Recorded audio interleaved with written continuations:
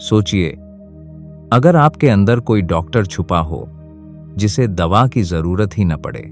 जानकर हैरानी होती है कि हमारे शरीर में ऐसी शक्तियां हैं जो खुद ही हीलिंग शुरू कर देती हैं। छोटा सा कट लगे और खून बहना खुद ही रुक जाए। ये कमाल है ना? मुझे तो हमेशा ये जादू जैसा लगता है। असल में हमारी इम्यून सिस्टम तो बिना रुके काम करती रहती है, चाहे हमें बुखार हो या चोट लग जाए। और सच बताऊं, जब हम सोते हैं तब भी हमारा शरीर टूट फूट को रिपेयर करने में लगा रहता है। सही पकड़ा आपने। और मजेदार बात यह है कि विज्ञान इसे सेल्फ हीलिंग मैकेनिज्म बोलता है, जबकि योग आयुर्वेद में इसे प्रकृति की शक्ति या आत्म चिकित्सा कहा जाता है। अब मन मस्तिष्क की बात करें तो मन का असर भी जबरदस्त है। मुझे याद है, जब भी मैं बहुत तनाव में रही, छोटी छोटी बीमारियां जल्दी घेर लेती थीं। लेकिन जैसे ही मन खुश हो, हंसी मजाक हो, तो लगता है शरीर भी तेजी से ठीक हो जाता है। क्या आपको भी कभी ऐसा लगा है? बिल्कुल। एक बार मैं ऑफिस के प्रेशर में था तो बार बार सिर दर्द होने लगा। फिर जैसे ही छुट्टी लेकर दोस्तों के साथ घूम आया, बिना दवा के आराम आ गया। प्राचीन ऋषियों ने ठीक ही कहा था, जैसा मन वैसा तन। और अब तो साइंस भी यही मानता है। ये सुनकर अच्छा लगता है कि मेडिटेशन, प्राणायाम या सिर्फ सकारात्मक सोचने से भी हीलिंग में फर्क पड़ता है। वैसे बात करते करते एक और चीज दिमाग में आई, हमारी सांसों का कमाल। उसकी ताकत भी कम नहीं है। अब सोचिए, हम दिन भर में 20 शून्य से भी ज्यादा बार सांस लेते हैं, पर फिर भी बहुत लोग गहरी सांस लेना भूल जाते हैं।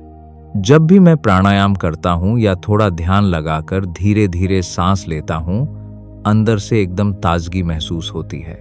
बिल्कुल, मैं भी ऑफिस स्ट्रेस में बस 2 मिनट गहरी सांस लेती हूं तो पूरा माहौल बदल जाता है। शरीर को सही ऑक्सीजन मिलती है, टॉक्सिन्स बाहर निकलते हैं और दिमाग भी शांत हो जाता है। यही वजह है कि योग में हमेशा डीप ब्रीदिंग पर जोर रहता है। वो तो है। और जब शरीर सही से सांस ले पाता है, हीलिंग भी तेजी से होती है। वैसे एक और चीज है जिसे हम अक्सर नजरअंदाज कर देते हैं, नींद। चलिए उसकी भी बात करते हैं। अक्सर लोग नींद को हल्के में लेते हैं, मगर असल में यही तो शरीर का सबसे नेचुरल डॉक्टर है। रात की अच्छी नींद के बाद सुबह उठो तो जैसे सारी थकान गायब। वैसे मैंने पढ़ा है कि नींद में डैमेज सेल्स रिपेयर होते हैं और ब्रेन टॉक्सिन्स बाहर कर देता है। हाँ, और सबसे मजेदार ये कि हार्मोन्स भी बैलेंस होते हैं। जब नींद पूरी ना हो तो मूड खराब, चिड़चिड़ापन और बीमारियां जल्दी पकड़ लेती हैं। इसीलिए अच्छी नींद लेना भी एक तरह की हीलिंग थेरेपी है। यही तो। और अब अगर हम खाना पीना भी देख लें तो लगता है जैसी फ्यूल वैसी गाड़ी, भोजन भी अपने आप में दवा है।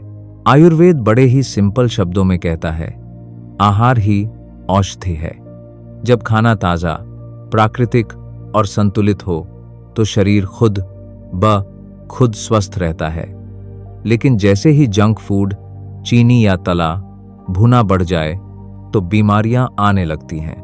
हाँ, मैंने खुद महसूस किया है कि जब सलाद, फल या हरी सब्जियां खाती हूं तो पेट हल्का रहता है और एनर्जी भी बनी रहती है। वहीं ज्यादा ऑयली खाना खाने पर सुस्ती और हेवीनेस फौरन महसूस होती है। खाने का असर तो सीधा शरीर पर पड़ता है। इसलिए अगर दवाइयों से बचना है तो सबसे पहले अपने खाने पर ध्यान दें। वैसे मानसिक शांति और ध्यान का जादू भी कम नहीं है। मुझे मेडिटेशन की सबसे अच्छी बात यह लगती है कि इससे सिर्फ मन नहीं, शरीर भी हील होता है। रिसर्च कहती है कि रोज ध्यान करने वालों की रिकवरी दूसरों से तेज होती है। और सच में ध्यान के बाद शरीर हल्का और दिमाग शांत लगता है। मुझे भी यही महसूस होता है।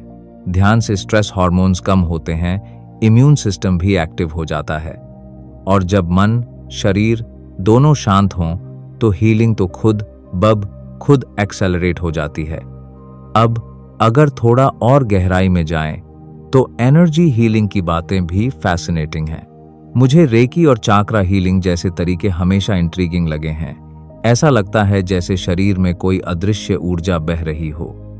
जब एनर्जी फ्लो स्मूथ हो तो मन भी संतुलित रहता है और तन भी। आप कभी ऐसे किसी इलाज का हिस्सा बने हैं? एक बार मैंने साउंड हीलिंग सेशन ट्राई किया था और उस दिन के बाद गजब की पॉजिटिविटी महसूस हुई। प्राचीन भारत में यही तो कहा गया है, स्वास्थ्य सिर्फ शरीर का नहीं, मन और आत्मा का भी संतुलन है। सच में असली चमत्कार तो हमारे अंदर ही छुपा है। और सबसे अच्छी बात, ये सब हमारे रोजमर्रा की आदतों से ही शुरू हो सकता है, चाहे वो सोच हो, सांस हो, नींद या खाना। अगर आप में से कोई भी सुन रहा है, बस छोटी छोटी चीजें बदलें और आप खुद हीलिंग का जादू महसूस करेंगे।